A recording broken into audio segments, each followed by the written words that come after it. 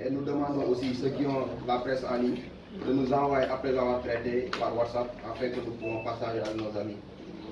Je vous remercie.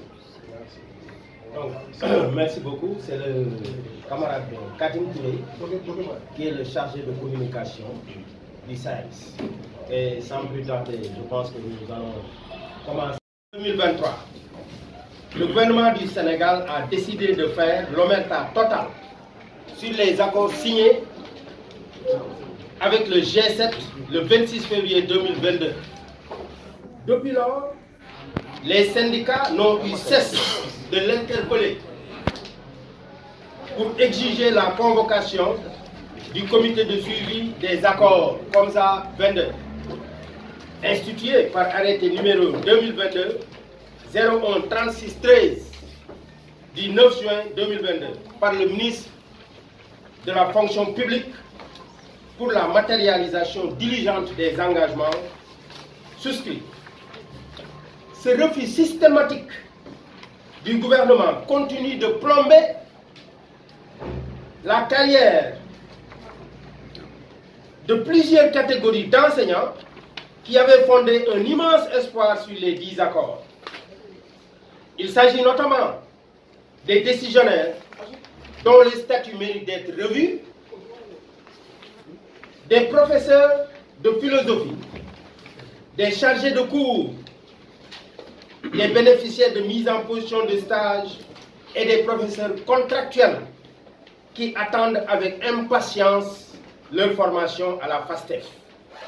Il s'y ajoute la formation des MEPS qui devait démarrer depuis le mois d'avril et l'examen de la situation des METP. À ce sombre bilan s'ajoute la persistance des lenteurs dans le virement des prêts au logement, le paiement des rappels et la mise à disposition des parcelles non viabilisées. Sur tous ces accords, nous attendons le gouvernement du Sénégal qui verse jusqu'au moment où nous vous parlons dans le dilatoire. Non content de ne pas honorer ses engagements, le gouvernement persiste dans le dilatoire et multiplie ses actes de provocation. Il s'agit entre autres du refus de convoquer le comité de suivi. Il s'agit également du blocage de la formation des enseignants et de la réduction drastique des quotas pour le paiement des rappels et également de l'arrêt constaté au niveau des bureaux relais PAMA en ce qui concerne la production des projets d'actes d'avancement, dans ce qui concerne naturellement la gestion de la carrière des enseignants. À ces mots s'ajoute la diabolisation, la traque et les arrestations multiples d'enseignants sur la base de leur appartenance politique, ainsi que des tentatives d'intimidation et de violation de droits et libertés consacrés par la charte fondamentale de notre pays. L'illustration la plus évidente de ces dérives des autorités gouvernementales demeure le nombre élevé d'enseignants arrêtés sur la base de motifs fallacieux et qui croupissent présentement dans les geôles. Le dernier exemple est celui du camarade Serigne Saliou Gueye, professeur au SCAT Urbam, accusé à tort et emprisonné. Nous pouvons également citer les cas des camarades Abdoulaye Diatta et Cornel Lambal du lycée de Djouloulou, suspendus pour une durée de 4 mois avec une réduction à moitié du salaire et traduits également en conseil de discipline pour révocation. Ces sanctions lourdes et injustes leur ont été infligées sur la base de rapports carents et infondés des autorités scolaires et académiques qui les accusent d'avoir fait vaquer les cours. à côté de ces mesures hâtives et abusives,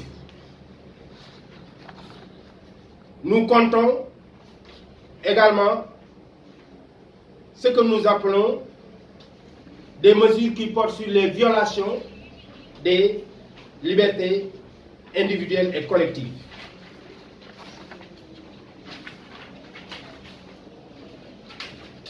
Et nous avons aussi d'autres types de violations récurrentes de la législation du travail, tels que les vols systématiques organisés sur les salaires des enseignants qu'ils veulent assimiler à des retenues alors qu'elles ne le sont pas. Ces retenues, ce ne sont pas des retenues. Parce que la législation en la matière a été violée. Le SAEMS et le CUSEMS condamnent avec la dernière énergie le non-respect des accords, les nombreuses dérives liberticides, ainsi que les sanctions administratives arbitraires prises par les autorités non habilitées à l'encontre d'honnêtes citoyens dans l'exercice de droits et libertés conférés par les lois et règlements en vigueur dans notre pays.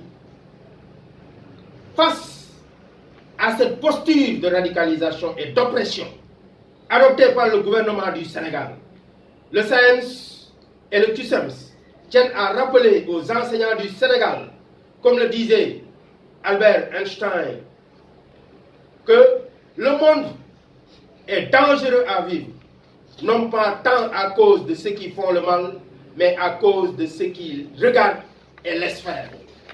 Le SAEMS et le CUSEMS ne laisseront aucun régime détruire ce que la nation sénégalaise a de plus cher, l'école publique sénégalaise.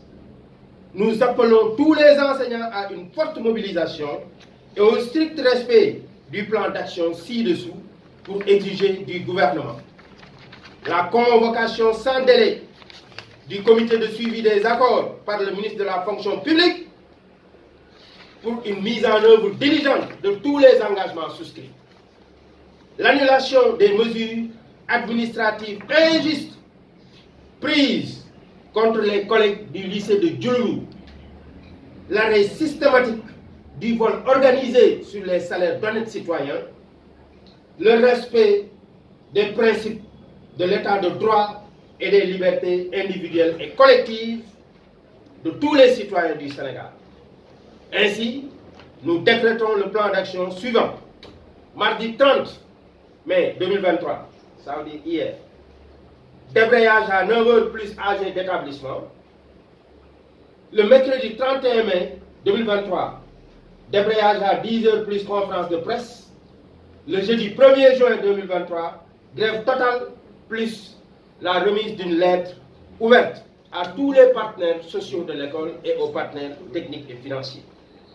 Enfin, nous prenons l'opinion publique nationale et internationale à témoin et rappelons que nous ne transigerons jamais sur le combat relatif à l'appurement du passif des accords et y invitons tous les syndicats soucieux de la préservation de l'intérêt supérieur du monde du travail et du progrès social.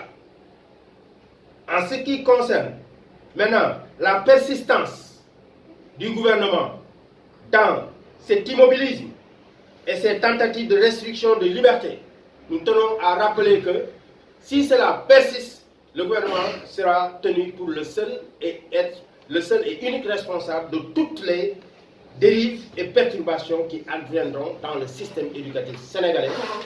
Donc, camarades,